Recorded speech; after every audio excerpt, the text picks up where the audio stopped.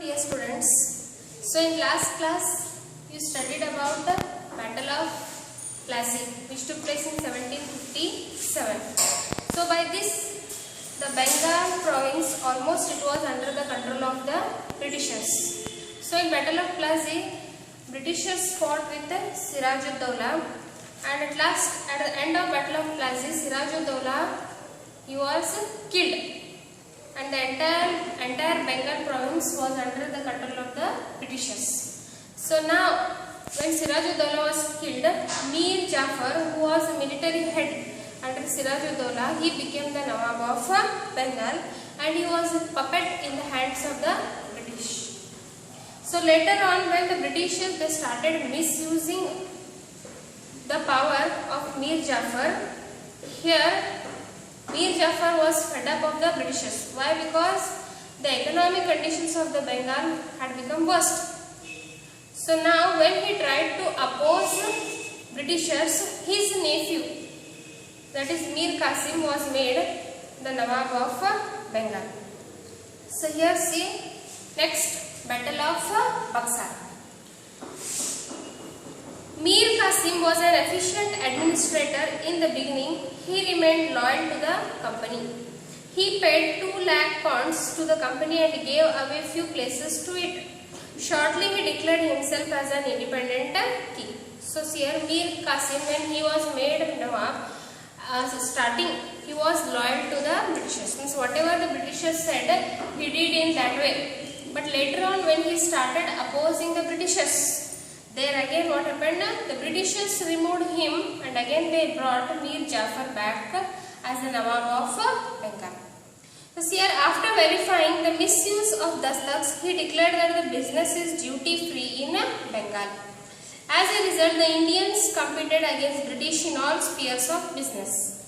As a result, the British trade suffered considerably. So now see here, until the Battle of Plassey, only the Britishers had misused the dastaks. So here they carried on the trade. But later on when Mir Qasim, he made that trade is duty free, means nobody should pay any tax, everyone can carry on the trade. So here the Indian businessmen also started competing with the Britishers. So here the Britishers profit was decreased and the Indians they also started earning more profit. So here when the Britishers they opposed Mir Qasim, how they opposed? They removed him from that Nawab position and they made again Mir Jafar as the Nawab of Bengal. So see here, this was enough for the British to oppose the Nawab. They brought in Mir Jafar again and dethroned Mir Qasim. As Mir Qasim knew about the cunningness of the British, he went for an organized war against them. So see here now, Mir Qasim he came to know that the Britishers are cunning. So he wanted to remove the Britishers from the Bengal region. So here what he did, he took the support of Indian merchants, artisans and all, and he joined with Shuja-ud-Dowla and Shah Alam II and waged war against the British. That is only called as Battle of Buxar, which took place in 1764. So now see here, he was supported by the Indian merchants and artisans. Mir Qasim entered into agreement with the Mughal ruler Shah Alam II and Nawab of Oudh, that is Shuja-ud-Dowla. The combined forces of Mir Qasim faced the British army led by Hector Munro at Buxar in 1764.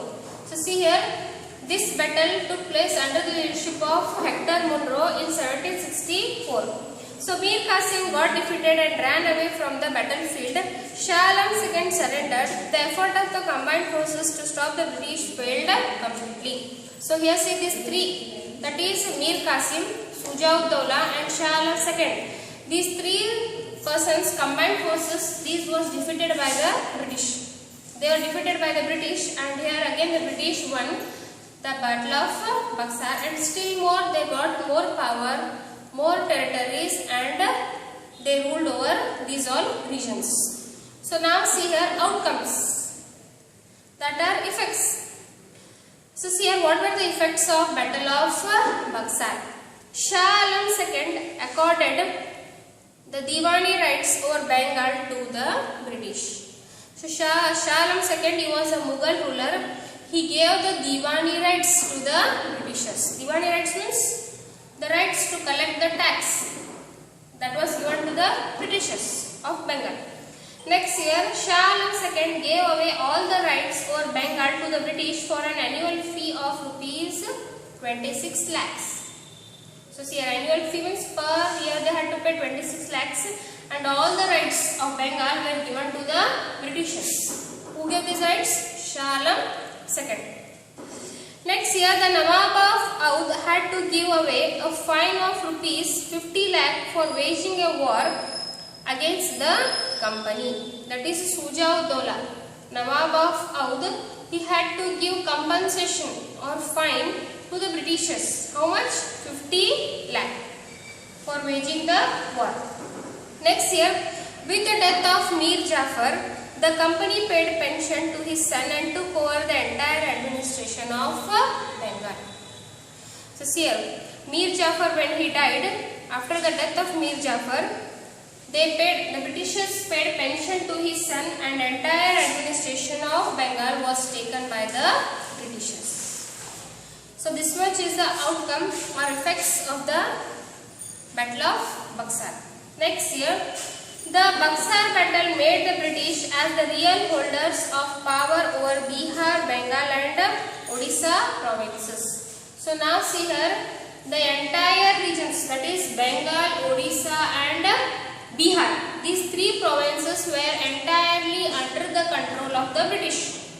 Entire administration of this area was taken by the Britishers. In 1765, Robert Clive brought in dual government concept. As per this concept, the British had the right to collect land taxes, whereas the Nawab had power over administrative issues like justice and others. Like this, the British gained political control over India to protect their business interests. So this is very important here. Many times one mark questions they have asked regarding this, that who introduced dual government? Robert Clive introduced dual government in 1765. Dual government, dual means two. So here two people had rights over that region. So here who are the two people? The Nawab of that area and the Britishers. So here Britishers, they would collect land tax, means regarding economy, regarding money, all the rights were with the British. And next, administration, that is justice and other things which were either than the money, that all was looked after by the Nawab of that area. Means that Nawab would not interfere into the economic conditions of that area. Everything, the taxes and all was collected by the Britishers. So this is known as a dual government. It was introduced by Robert Clive in 1765. So here we have finished this lesson, that is advent of Europeans to India. How they came to India?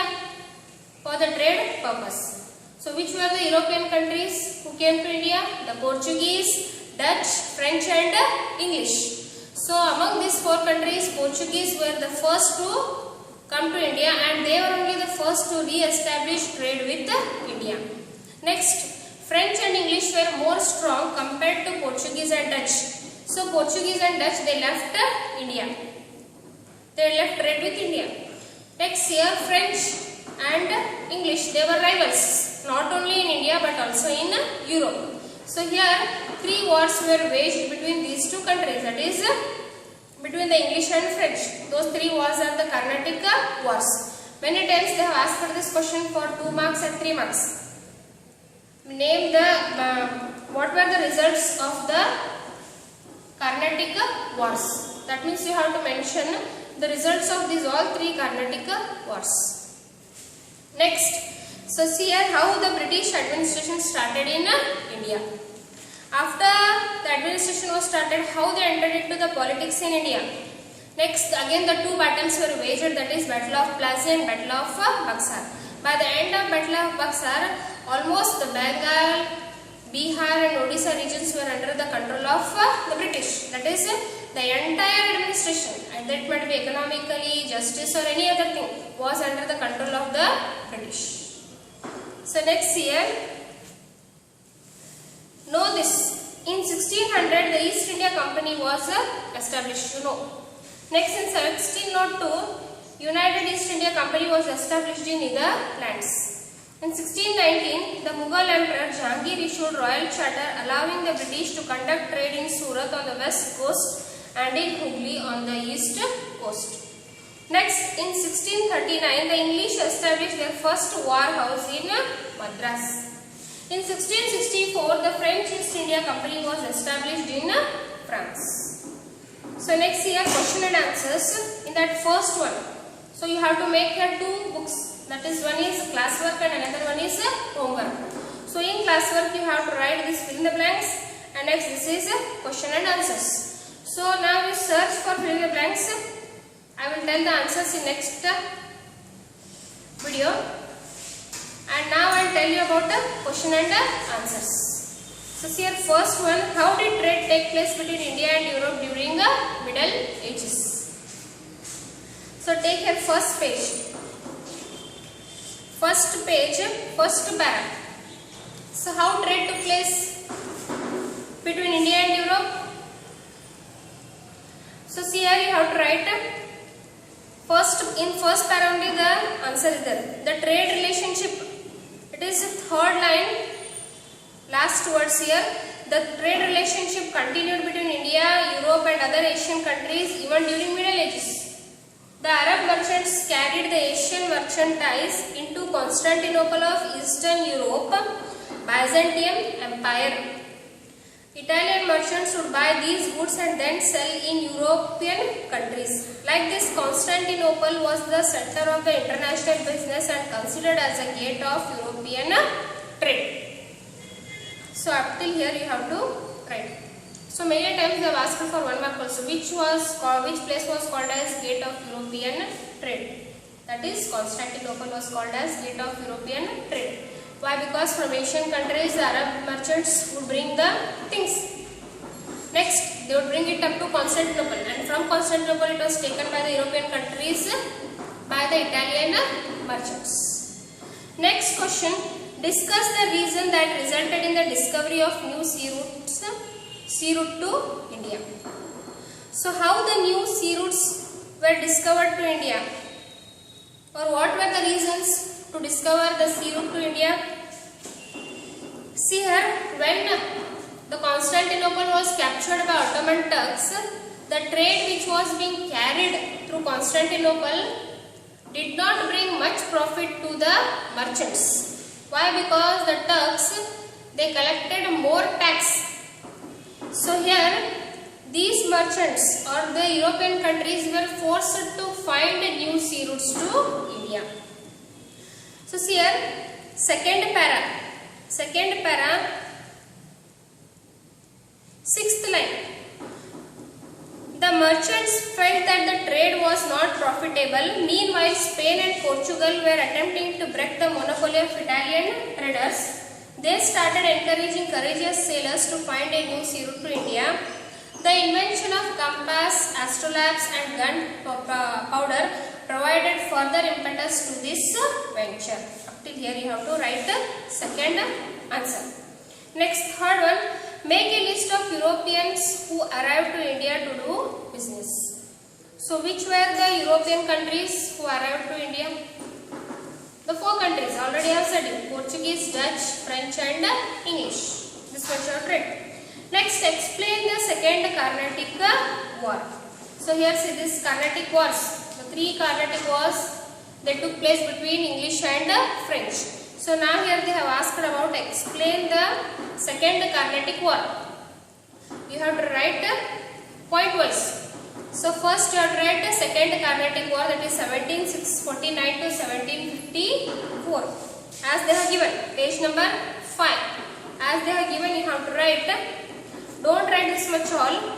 In that, which are the main points? You write 6 points, enough. 6 to 7 points. You make the entire war, whatever happened, that all should be covered in that answer. 5th page, there they have mentioned second Carnatic War. That para, in that para only you have to search and write. Next, 5th question. State the reasons and results of Plassey War. So here page number 8. they have mentioned already reasons and outcomes. Outcomes means nothing but results. What were the results of the war? That is Plassey war. So before starting that answer, you have to write the results, the reasons and the results of Plassey war. You have to write that as a heading, and below that you have to write this war, that is the Plassey battle or Plassey war took place between Siraj-ud-Dawla, who was the Nawab of Bengal, and between the Britishers in 1757. This much you have to write, and below you have to write reasons. Reasons you write heading. There are 3 reasons. Page number 8. See, there are 3 reasons: misuse of dastaks, mending of the fort without permission. Another one is black room tragedy. So here misuse of dastaks. Whatever they have mentioned, you write, and in front of that you have to write only one line. Misuse of dastaks, how they misused. Next, mending of the fort without permission. After that also you have to write one line. Next, black room tragedy. What happened, that also you have to mention within 1 or 1.5 line. Enough. Next, you have to write outcomes or results. So here there are 4 outcomes or 4 results. So here you have to mention the 4 results. Enough. Next, last one, what were the results of Battle of Buxar? So here see, again you have to write Battle of Buxar 1764. So Battle of Buxar was fought between whom? Between these 3 persons, that is Mir Qasim, Mughal ruler, that is Shah Alam II, next Nawab of Oudh, that is Siraj-ud-Dawla. Between these 3 and the Britishers in 1764. You have to write that much, and you have to write below reasons. Sorry, outcomes they have asked, no? That is results. You have to write results. Results of Battle of Buxar. Below that you have to write. See, page number 9, they have mentioned 4 outcomes. That are 4 results of Battle of Buxar. You have to write all the 4. So this much is about question and answer. So you have to write this all in classwork. Next, in homework, while explaining whatever I have said you, that these are important and all, that you have to mark it. You have to put a star mark, and you have to write those all important points regarding this lesson. That is only your homework. So there will be daily homework for you. Whatever I explain you in one video, you have to write those all important points in your homework book. And in classwork only you have to write whatever exercise they have given. That it might be fill in the blanks, question answers and all, that you have to write in your classwork. So this much is enough today. In next class I will start with the second lesson. Thank you, students.